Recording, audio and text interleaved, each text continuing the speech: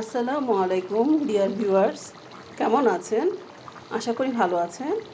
আজকে আমার রান্নার আইটেম হলো সমুদ্রের রিঠা মাছ, বড় রিঠা মাছ, প্রায় 7-8 কেজির হবে। সেই রিঠা মাছ কেটে নিয়ে তারপর আজ রান্না করলাম বেগুন দিয়ে আর আলু দিয়ে।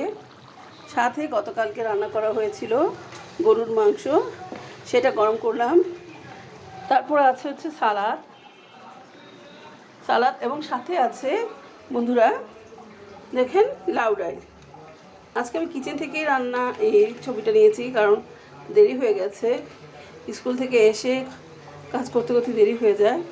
লাউ ডালটা মসুর ডাল দিয়ে রান্না করা হয়েছে, সাথে ধনেপাতা দেওয়া হয়েছে এবং রসুন ও পেঁয়াজ দিয়ে শুকনো মরিচ দিয়ে বাগার দেওয়া হয়েছে।